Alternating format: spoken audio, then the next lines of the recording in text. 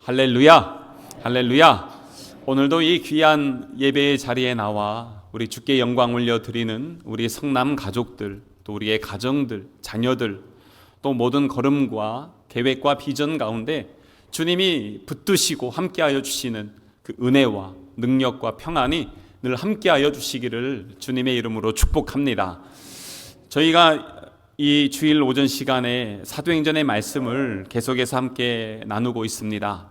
성령의 기름 부으심으로 교회가 탄생되었고 계속해서 교회는 성장과 성숙을 이루어 나갔습니다. 하지만 이 몸된 교회가 계속해서 세워지는 것을 싫어했던 마귀와 악한 권세들은 계속해서 외적으로는 환난과 고난과 핍박으로, 내부에서는 분열의 역사로 교회를 무너뜨리려고 도전했던 것을 볼 수가 있습니다. 그럼에도 불구하고 교회는 계속해서 주 안에서 잘 세워져 나가는 것들을 우리는 함께 보았습니다. 지난 주에도 교회에 많은 위협이 있었지만 그 위협을 극복하고 교회는 계속해서 예수 그리스도의 이름으로 하나가 되어서 더 뜨겁게 기도하며 역사했을 때 교회에는 놀라운 부흥의 역사가 일어나기 시작했습니다. 그래서 오늘 1절에 있는 말씀에 보면 아주 좋은 소식이 있고 또 나쁜 소식이 하나 있습니다. 여러분 어떤 거 먼저 듣고 싶으세요? 좋은 거 듣고 싶으세요? 나쁜 거 먼저 듣고 싶으세요? 좋은 소식이 뭐냐면 1절에 보면요, 그때의 제자가 더 많아졌다는 것입니다. 다른 말로 하면 이 교회에 엄청난 부흥이 일어났다는 것이죠. 숫자를 세는데 처음에 오순절 다락방에서 기름 부음 받았을 때는 120명이었어요. 그리고 그 다음에 3,000명, 5,000명 숫자들이 나왔거든요. 그런데 이 교회가 더 부흥하기 시작하니까 이제는 숫자 세는 것이 무의미해졌습니다. 엄청난 이 많은 사람들, 계속해서 몰려드는 그 사람들, 이제는 숫자를 세는 것이 아니라 1절에 보니까 이제는 제자가 더 많아졌습니다. 이 예루살렘 지역에 엄청난 부흥이 일어났다는 것이고요. 그리고 나서 이제 안 좋은 소식은 뭐냐? 그런데 거기에 많은 사람들이 모이기 시작하면서 헬라파 유대인들이 자기의 과부들이 매일의 구제에 빠짐으로 히브리파 사람들을 원망했다는 것입니다. 교회 안에 안 좋은 소식, 바로 원망이 그 안에서 싹트고 있었다는 것입니다. 근데 여기에 보니까 헬라파 유대인들이 있고 또 히브리파 유대인들이 있어요. 교회를 지금 크게 두 부류로 나눴는데 이렇게 두 부류로 소개가 되고 있습니다. 헬라파 유대인들은 어떤 사람들이냐면 과거에 이스라엘이 외적의 침입을 받아서 흩어졌던 사람들, 소위 디아스포라 유대인이라고도 하는데요. 알렉산더 대왕이 헬라 제국을 만듭니다.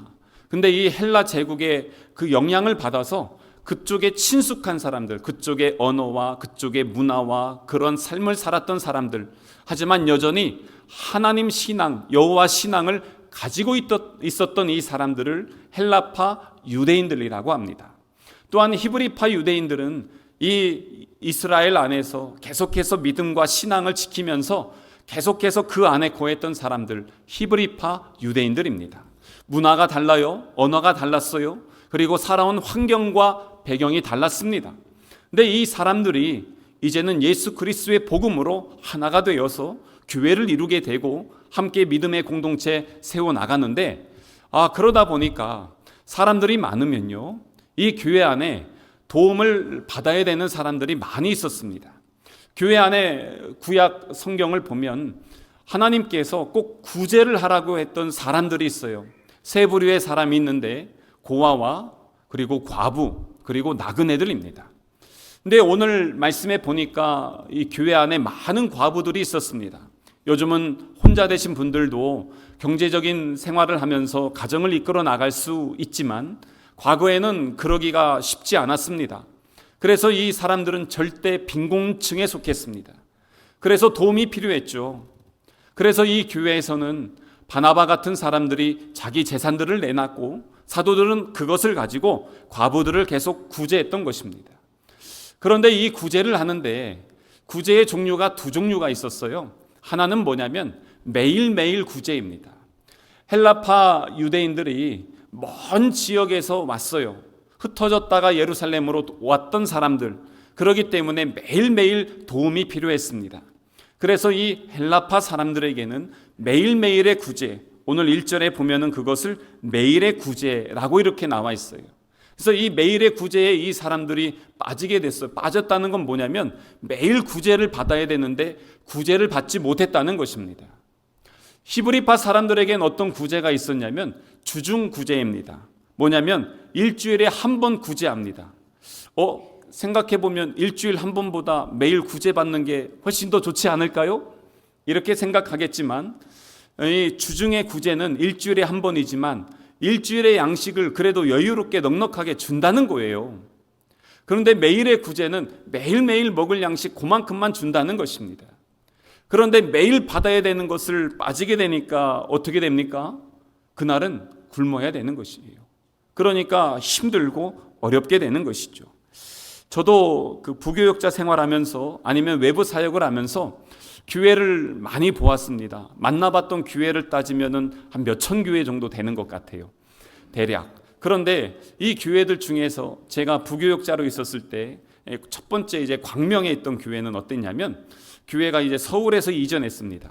그래서 이 교회는요, 두 부류의 사람들이 있어요. 서울 사람들과 경기도 사람들. 그 지역 사람들이죠. 근데 이렇게 딱 보면 저분은 서울 사람이구나 이걸 대충 알 수가 있어요. 왜냐하면 옷이 달라요. 들고 온 가방이 달라요.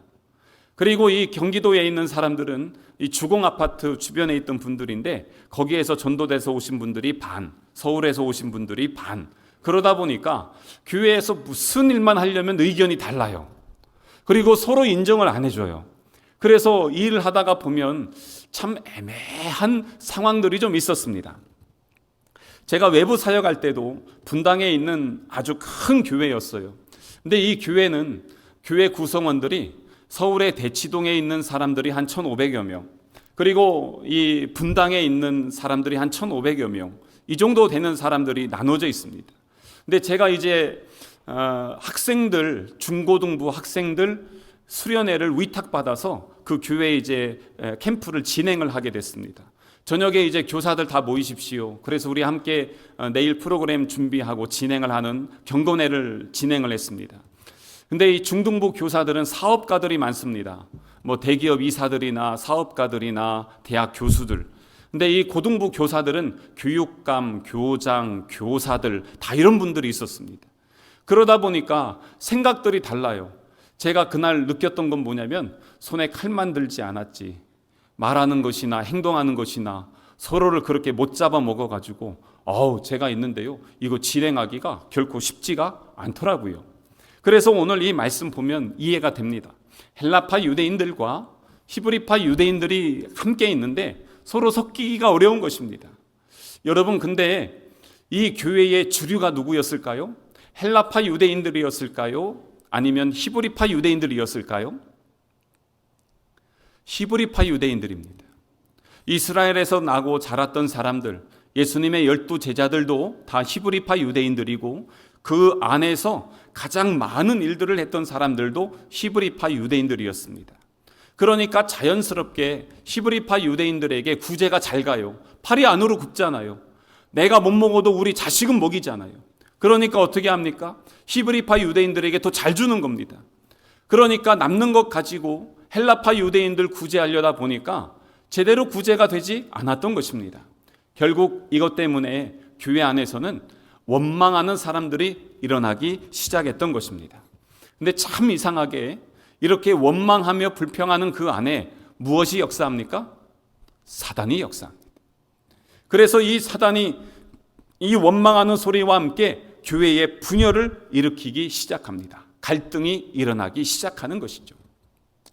교회가 이렇게 보면은 예수님 이름으로 모이고 예수님의 사랑으로 하나 되고 함께 가야 되는 것 당연히 그런 줄 아는데 왜 이렇게 오늘날의 한국 교회 우리 공동체 안에는 갈등이 있고 분열이 있고 원망이 있을까요? 그것 때문에 많은 사람들이 상처를 받고 교회를 떠나요. 그분들 보면요, 예수님 싫다고 떠나는 분들 저는 거의 못 봤습니다. 그 사람이 싫고 그 교회의 행동이 싫고 그 믿는 사람들의 모습이 싫다고 그래서 교회를 떠나는 분들은 봤지만 예수님 싫다고 하시는 분 거의 못 봤습니다. 근데 지금도 이 교회가 그런 위기에 봉착하게 된 것입니다. 성령의 충만한 교회였지만 문제가 있고요. 날마다 부흥하는 교회이지만 여기에 지금 분열의 싹이 지금 자라고 있는 것이에요. 이거 어떻게 하면 좋을까요? 혹시 우리들의 모습은 아닙니까? 우리 교회가 계속해서 하나님의 일 감당하려고 하지만 그럼에도 불구하고 우리 안에 갈등이 없습니까? 우리 안에 원망이 없습니까? 혹시 내 안에 그런 것들이 존재하고 있지는 않습니까? 이것 때문에 지금 사도들이 고민을 하기 시작했습니다. 이 문제를 해결해야 되는데 이것 때문에 큰일 나게 생겼어요. 그래서 이 사도들이 이 문제를 놓고 기도하기 시작합니다. 어떻게 해결하면 좋을까? 그러면서 나왔던 답이 2절과 4절에 있습니다. 2절에 있는 말씀 한번 볼까요? 2절에 보니까 12사도가 모든 제자를 불러 이르되 우리가 하나님의 말씀을 제쳐놓고 접대를 일삼는 것이 마땅하지 아니하니. 뭐냐면 그동안에 이 교회의 많은 일들을 누가 다 했냐면 사도들이 다 했습니다. 그러니까 말씀도 전하고 기도도 해야 되는데 구제도 해야 되고 새가족도 그리고 제자훈련도 교회의 청소도 관리도 이 신방도 전부 다 해야 되는 것입니다. 그러다 보니까 일손이 딸리는 거예요. 12명이 지금 몇만 명 공동체를 섬긴다고 생각해 봐요. 가능할 것 같아요? 불가능합니다. 될 수가 없습니다. 그러다 보니까 이 교회 안에 이렇게 원망하는 사람들이 일어나기 시작했던 것입니다. 근데 보통 우리가 이런 문제가 생기잖아요. 그러면은 문제를 해결할 때 제일 편한 방법이 뭔지 아세요? 그거 안 하면 됩니다. 예를 들어서 지금 이렇게 구제하잖아요. 구제를 하는데 구제 때문에 지금 교회 안에 원망의 소리가 나와요. 그럼 어떻게 하면 됩니까? 구제하지 맙시다. 그러면 조용할 거 아니겠어요? 제가 경험상 이렇게 보니까 우리 교회에서 지금껏 제가 12년째거든요. 가장 조용했을 때가 언제인지 아세요? 코로나 때입니다. 아무것도 안 했습니다. 주방도 안 하고 예배도 온라인으로 드리고 그러니까 성도들끼리 만날 일이 없어요. 그때 교회가 제일 조용했습니다. 그런데 그거 외에는요, 계속해서 여기선 이런 문제, 저기선 저런 일, 계속해서 이런저런 소리들, 갈등들이 있었던 것을 경험할 수 있습니다. 그러면 그 문제를 해결하기 위해서 아무것도 안 하는 게 좋을까요? 그건 또 아니죠. 하나님이 기뻐하는 그 일들이 아닙니다. 하나님께서 구제하라고 했으니까 구제를 해야 되는데 어떻게 해야 되냐는 것이죠. 그러면 그 구제를 잘하는 방법을 찾아야 될 텐데 제자들의 이 해결 방법들을 보니까 우선 거기에 있지 않았습니다. 뭐냐면 본질적인 문제를 찾기 시작했습니다. 그 문제를 찾았습니다. 그게 4절에 나와 있어요. 4절 한번 보겠습니다. 어떻게 나와 있죠? 우리는 오로지 기도하는 일과 말씀 사역에 힘쓰리라. 그게 지금 해결 방법이었어요. 무엇입니까 지금? 본질이 무엇인지를 우선은 찾았고요. 우선순위가 무엇인지를 찾았다는 것입니다. 본질은 무엇입니까? 주님이 우리에게 맡겨주신 예수님이 부활하시고 승천하실 때 뭐라고 했습니까? 세례를 주고 가르쳐서 지키게 하라. 그게 예수님의 유언이었어요. 가르쳐라, 지켜라. 이거는 말씀 사역하라는 것이었습니다. 또한 우리 예수님이 사도행전 1장 8절에 보면 예루살렘과 온 유대와 사마리아와 땅끝까지 증인되라고 하셨어요. 증인되는 게 뭡니까? 복음 전하라는 것입니다. 그런데 지금 그거를 않고 구제하고 봉사하고 섬기는 것, 제가 그거 하지 말자는 게 아니에요. 뭐냐면 본질이 뭔지를 찾아야 된다는 것이고요. 그리고 나서 우선순위가 무엇인지를 정해야 된다는 것입니다. 요즘 우리 한국 교회가 우선순위가 바뀌었나? 성도들의 삶의 우선순위가 바뀌었나? 그런 고민들을 참 많이 합니다. 코로나19를 보내고 지내면서 본질이 바뀌는 교회들이 있습니다. 그리고 또한 우선순위가 바뀝니다. 교회를 하고 행사를 합니다. 프로그램을 진행합니다. 이런 거 할 때마다 얼마나 열정과 에너지를 쏟는지 모릅니다. 그런데 더 중요한 게 무엇입니까? 우리가 예배에 그만큼 열정을 쏟느냐, 하나님의 말씀을 묵상하고 기도하는데 전심을 드리느냐, 이게 우리의 본질이라는 것입니다. 그것을 잃어버리면 안 된다는 것이죠. 우리 예수님이 제자들에게 맡겨주신 것은 말씀 사역이었어요. 그렇기 때문에 제자들이 나가서 복음을 증거했을 때 능력의 역사들이 일어났습니다. 예수님은 우리를 위해서 오셨습니다. 우리를 위해서 죽으셨습니다. 예수님은 부활하셨고 승천하셨고 지금도 우리와 함께 하십니다. 이 간단한 복음이었지만 이 복음에 놀라운 능력이 있었고 수많은 사람들이 그 복음 앞에 굴복하여 예수님의 제자가 되기로 결단하고 몸된 교회에 들어왔던 것입니다. 그렇기 때문에 이 복음 사역을 해야 교회는 깨끗하고 정결케 되는 거예요. 말씀을 듣고 말씀 안에 있어야 내 신앙이 어떻게 가고 있는지, 내 신앙이 지금 깨끗하게 서고 있는지, 내 신앙이 지금 하나님 앞에서 온전히 이루어지고 있는지 그걸 살펴볼 수 있는 것입니다. 그래서 신명기의 8장 3절에 있는 말씀 한번 보겠습니다. 신명기 8장 3절의 중간에 뒤에 있는 말씀이에요. 사람이 떡으로만 사는 것이 아니요 여호와의 입에서 나오는 모든 말씀으로 사는 줄을 내가 알게 하려 하심이니라. 광야에서 40년 하나님이 먹여주셨어요. 만나로. 근데 이 만나를 먹이신 것은 사실 사람이 이 떡으로 사는 것이 아니라 하나님의 입으로부터 나오는 이 말씀. 그러니까 이스라엘 백성들은 광야 40년 동안 하나님 말씀 먹은 거예요. 그거 가르쳐 주려고 그렇게 하셨던 것이에요. 또한 아모스 8장 11절에 있는 말씀입니다. 요거 같이 읽겠습니다. 시작. 주 여호와의 말씀이니라. 보라, 날이 이를지라 내가 기근을 땅에 보내리니 양식이 없어 주림이 아니며 물이 없어 가람이 아니요 여호와의 말씀을 듣지 못한 기갈리라. 아멘. 그렇습니다. 무엇입니까? 진짜 이 갈급한데 메말라 있는데 그 본질이 뭐냐? 그 안에 말씀이 없어서 그렇다는 것입니다. 그래서 예수님이 사마리아 여인을 만나서 물 좀 주어라. 그리고 나서 뭐라고 하세요? 내가 주는 물을 마시는 자는 영원히 목마르지 아니하리라. 생수의 원천이신 예수님께서 생수의 강을 말씀으로 그 여인들에게, 수많은 사람들에게 나누어 줄 수 있었다는 것입니다. 그 본질을 알게 된 것이죠. 그래서 예수님의 제자들 말씀 사역 우리가 집중하겠다. 그리고 또한 기도해야 된다는 것, 그것을 4절에 또한 이렇게 함께 고백하고 있습니다. 우리는 오로지 기도하는 일과 말씀 사역에 힘쓰리라. 왜 그렇습니까? 기도할 때 어떤 일이 일어났죠? 성령의 임재가 있었어요. 그러면서 놀라운 은사와 능력들을 경험하기 시작했습니다. 그들 마음속에 담대함이 생겼습니다. 그래서 나가서 복음을 전할 수 있었습니다. 그들을 위협하는 사람들이 있었습니다.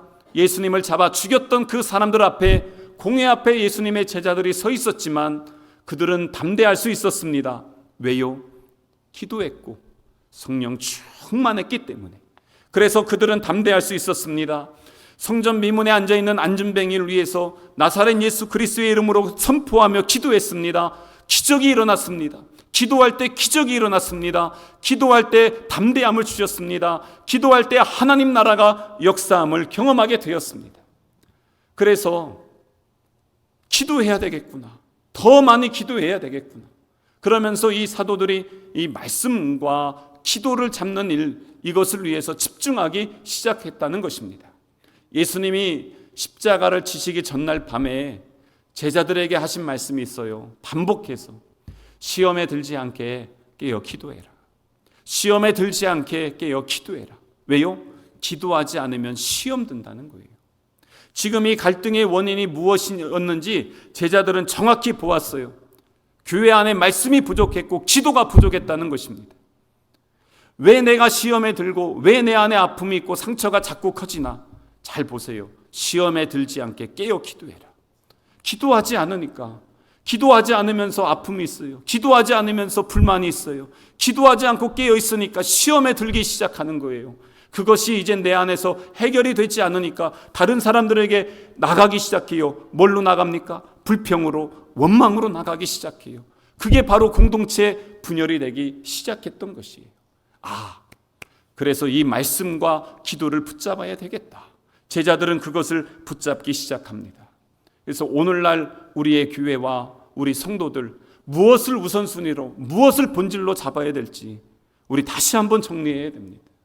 우리가 말씀을 붙잡고 말씀 안에서 기도하고 말씀 안에 함께 있을 때 이 말씀과 기도는 우리의 영혼을 살리는 하나님의 능력인 줄로 믿습니다. 말씀과 기도를 통해 교회가 세워지고 성도가 세워지고 우리 가정이 온전케 세워질 줄 믿습니다. 그래서 이 말씀과 기도를 온전히 붙잡고 나아가는 우리 성남 가족 되시기를 주님의 이름으로 축복합니다. 그리고 이것으로만 끝나는 게 아니에요. 왜냐하면 사도들이 말씀과 기도에 집중하기 위해선 그 구제하며 나누는 섬기는 일들을 감당해야 될 사람들이 필요했습니다. 그래서 이 제자들은 그 다음에 본질을 잡고 우선순위는 말씀과 기도, 그 다음 두 번째가 무엇입니까? 이 일들을 감당할 수 있는 사람들을 세워야 되겠다. 그래서 이 사람들을 세우기 위해서 준비합니다. 그리고 사람들을 불러 모았습니다. 3절에 있는 말씀 보겠어요? 형제들아, 너희 가운데서 성령과 지혜가 충만하여 칭찬받는 사람 7을 택하라. 우리가 이 일을 그들에게 맡기겠다는 것입니다. 그래서 지금 성령과 지혜가 충만한 칭찬받는 사람 7명을 택했는데 그 사람들이 바로 7 집사였던 것입니다. 이 7 집사를 세우게 됐어요. 그래서 교회가 처음으로 시스템이라는 것을 갖추기 시작했습니다. 교회는 사람들이 모여있기 때문에 시스템, 조직이 필요합니다. 우리 교회도 사무총회가 있죠. 그리고 당회가 있고 비전위원회가 있죠. 이게 다 뭐냐면 시스템들입니다. 비전위원회 통해서 각 모임의 위원회가 있죠. 이게 다 시스템입니다. 이 시스템이 잘 운영이 되어져야 그래야 그 안에서 건강한 교회로 이루어 나갈 수가 있는 것입니다. 그런데 이렇게 하는 것, 이게 사도들이 그걸 잘 못했는데 가만히 보니까 이 원조가 있어요. 어디냐면 모세였어요. 모세가 광야에 있을 때 60만 3,550명이 밖에 나갔잖아요. 광야에서 있는데 이 사람들이요, 60만 명에 되는 사람들이 크고 작은 문제를 다 모세에게 갖고 와요. 모세는 아침부터 저녁까지 재판하는데 막 진이 빠집니다. 그런데 그 문제를 해결을 다 할 수가 없어요. 워낙 많은 문제와 워낙 많은 사람들이 몰려들기 때문에. 근데 옆에서 이렇게 보니까 그 장인 이드로가 모세가 참 한심하거든요. 그래서 사위, 일로 좀 와봐. 너 왜 일을 그렇게 하냐? 지금 네가 그렇게 하면 너만 힘들고 여기 지금 사람들 지금 굴러가지 않으니 이거 어떻게 일이 되냐? 앞으로 이렇게 해 하면서 그 사람들을 세우는데 1000부장, 그리고 100부장, 50부장, 10부장을 세우게 됩니다. 10명이 감당해야 될 사소한 일들은 10부장, 100명이 감당해야 될 일들은 100부장, 1000명이 감당해야 될 일들은 1000부장 안에서 다 정리하게 하고, 그리고 그것 이상의 감당 안 될 문제들은 모세에게 갖고 오게 했던 것입니다. 그러니까 어떻게 됩니까? 이제는 이 60만 공동체가 이제는 잘 굴러가기 시작하면서 광야의 행진을 할 수가 있었던 것이죠. 오늘도 7 집사를 세웠어요. 이 7 집사를 통해서 무엇이 이루어집니까? 교회 안에 봉사와 구제와 섬김, 그 외의 일들이 함께 이루어지기 시작하는 것입니다. 우리에게 직분을 맡겨주신 그 이유는 여기에 있는 것입니다. 그래서 이 일들이 이루어지는데 여기에요, 재미난 게 하나 있어요. 그게 뭐냐면 이 5절에 있는 말씀에 보면 7명 집사의 이름이 나와 있거든요. 이 7명의 사람들, 여러분 히브리파 유대인들이었을까요? 헬라파 유대인들이었을까요? 아니면 적절히 섞여 있을까요? 어땠을 것 같아요?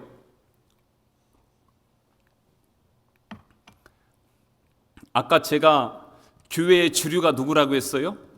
히브리파 유대인들이었습니다. 12제자도 히브리파, 교회의 주류들도 다 히브리파 사람들. 그래서 지금 헬라파 사람들이 원망하고 있습니다. 그럼 7 집사를 세울 때 누굴 세워야 될까요? 보통 우리는 내 라인을 다 세우고 싶어 합니다. 내 주변에 말 잘 듣는 사람들. 요즘 정치인들 다 그렇잖아요. 그래서 어떻게 합니까? 만약에 그렇다면 히브리파 사람들이 교회의 주류면 네 일들 잘 감당하기 위해서 히브리파 사람들만 다 세우면 편하게 갈 수 있습니다. 그런데 오늘 여기 세운 7명의 집사는요, 전부 헬라파 유대인들입니다. 놀랍지 않습니까? 전혀 다른 배경과 상황과 환경에 있는 사람들, 이 사람들을 세운 것입니다. 이걸 통해서요, 교회는 개방성과 포용성을 함께 나누게 됩니다. 제가 이것을 오후 예배 때 계속해서 그 크리스찬 리더십 시간에 함께 나눌 때 뭘 합니까? 리더십이 이게 공유가 되는 거예요. 헬라파 유대인들과 히브리파 유대인들이 리더십이 공유가 되고요. 그리고 이 일들이 맡겨졌다는 것은 리더십이 위임이 되기 시작하는 것입니다. 그래서 목사가 혼자서 말씀하고 기도하고 교회 청소하고 관리하고 페인트 칠하고 이거 다 할 수 있습니까? 안 되잖아요. 그래서 우리가 함께 각자 자리에서 그 일들 감당하듯이 지금 헬라파 유대인들이 함께 이 집사의 자리에 세워지게 되면서 문제 해결을 할 때에 아주 잘 이루어지게 되는 것을 볼 수가 있습니다. 근데 이러지 못할 경우들이 있어요. 제가 그 갈등에 있을 때 사람들을 만나서 이야기를 들어볼 때 이야기를 듣다가 저 혼자 웃을 때가 있어요. 겉으로 웃으면 안 되니까 속으로 웃겠죠. 근데 왜냐하면 문제 해결이라고 기막힌 답을 내놓는 경우들이 있습니다. 근데 그분들이 얘기하는 기가 막힌 그 해결 방안은 뭐냐면 다 내가 원하는 대로, 내가 생각한 대로, 내 뜻대로 해야 이 문제가 풀린다고 얘기합니다. 그런 식으로 한다면 오늘 이 교회는요, 예루살렘 교회는 히브리파 유대인들 다 세우면 돼요. 그리고 히브리파 유대인의 사도들이 히브리파 유대인 집사들에게 이 일 좀 잘해봐, 잘 덮어, 그렇게 하면 갈 수 있을 것 같아요. 그런데 그러지 않았어요. 헬라파 유대인들을 다 세워서 우리는 유대인이나 헬라인이나 다 그리스도 안에서 하나다. 우리는 복음으로 예수로 십자가로 하나다. 같이 가자. 그렇게 하면서 함께 가게 된 것입니다. 어쩌면 기득권을 갖고 있었던 히브리파 유대인들 그 안에서 불평, 원망이 나올 수 있어요. 그런데 그런 일들이 전혀 일어나지 않아요. 왜요? 함께 가니까. 그러면서 이 교회가 놀라운 은혜의 역사가 일어날 수 있었던 것입니다. 다른 말로 하면 뭐냐면 내 생각과 전혀 다른 사람인데 그 사람의 이야기를 틀렸다고 하지 않아요. 다른 거예요. 그러면서 수용하는 거예요. 인정하고 존중해 주는 것입니다. 그게 우리 공동체 안에 필요한 거예요. 가정 안에서도 부모와 자녀들 안에서 생각이 다를 수 있잖아요. 교회 안에서 목장 모임할 때도 그럴 수 있어요. 그럴 때 어떻게 합니까? 당신은 틀렸고 나는 맞았다. 그러면요, 그 사람 때문에 그 공동체는 깨지게 되어 있습니다. 그런데 수용하고 포용하고 인정하고 존중하고 그 사람을 세워주고 내 리더십을 함께 나누면서 공유하며 갈 때 공동체는 건강해질 수 있었던 것입니다. 그러면서 아무나 그렇다고 세우면 안 돼요. 그래서 오늘 3절에 있는 말씀 보니까 3가지의 조건이 있어요. 성령이 충만한 사람, 지혜가 충만한 사람, 그리고 칭찬받는 사람입니다. 먼저 제일 중요한 게 무엇입니까? 성령이 충만한 사람이어야 됩니다. 왜요? 세상의 일은 능력과 지식이 있으면, 물질이 있으면 감당할 수 있습니다. 하지만 주님의 몸된 교회를 세우는 일은 그것으로만 되는 것이 아닙니다. 성령이 충만해야 됩니다. 우리에게 직분 주신 것도 성령 충만하여서 그 일 감당하라고 주신 것입니다. 그래서 다시 한번 생각해 봐요. 나는 지금 성령 충만한가? 그 성령 충만함으로 주의 일을 감당하고 있는가? 내 직분과 사명을 감당하기 위해 성령의 충만함을 사모하며 그 자리에 서 있는가? 다시 한번 묵상해 보면서 내 영혼에 도전을 해보게 됩니다. 그러면서 또한 지혜가 충만해야 됩니다. 왜냐하면 오늘 분쟁이 있잖아요. 그래서 원망이 생겼잖아요. 이 일들을 해결하는데 여러분 지식이 중요할까요? 지혜가 중요할까요? 지혜가 중요해요. 아무리 좋은 지식을 가지고 이야기를 해도 지혜가 없으면 사람들 마음에 감동이 열리지가 않아요. 근데 이 지혜는 어디에서 나올까요? 잠언 9장 10절에 있는 말씀 보겠습니다. 다 같이 한번 읽겠습니다. 잠언 9장 10절 말씀 시작. 여호와를 경외하는 것이 지혜의 근본이요 거룩하신 자를 아는 것이 명철이니라. 아멘. 그러니까 지혜는 어디에서 나옵니까? 여호와를 경외하는 데부터 나오는 것입니다. 다른 말로 하면은 이 문제가 있을 때 지혜로운 사람은 어떻게 합니까? 여호와를 경외하는 마음으로 하나님이 기뻐하시는 방법이 뭔가, 하나님이 기뻐하시는 뜻이 무엇인가, 그것을 살피면서 그 문제를 본다는 것입니다. 그런데 여호와를 경외하지 않는 지혜 없는 자는 어떻게 합니까? 그거는 내가 말한 대로 하면 돼. 자기 생각, 자기 뜻, 자기 주장을 하는 것입니다. 그래서 지혜로운 자는 여호와를 경외하고 하나님이 기뻐하는 것이 무엇인가, 하나님의 뜻이 무엇인가, 이걸 통해서 하나님이 어떻게 영광 받으실까, 그걸 고민하면서 그 문제를 해결하기 때문에, 그래서 주의 일을 감당할 땐 지혜로운 사람이 필요합니다. 그런 지혜로움이 있어야 영적 리더십으로 세움받을 수가 있는 것입니다. 그러면서 세 번째가 무엇입니까? 바로 사람들에게 칭찬받는 사람입니다. 앞에 있는 성령과 지혜가 충만한 사람은요, 하나님과 관계가 좋아야 되는 거예요. 칭찬받는 건 무엇입니까? 사람들과 관계가 좋아야 됩니다. 이런 분들이 있어요. 막 기도 열심히 하고 말씀 다 외우고 그렇게 예배 빠지지 않는데 맨날 성도들과 싸워요. 그러면 그런 사람이 하나님 일 잘할 수 있을까요?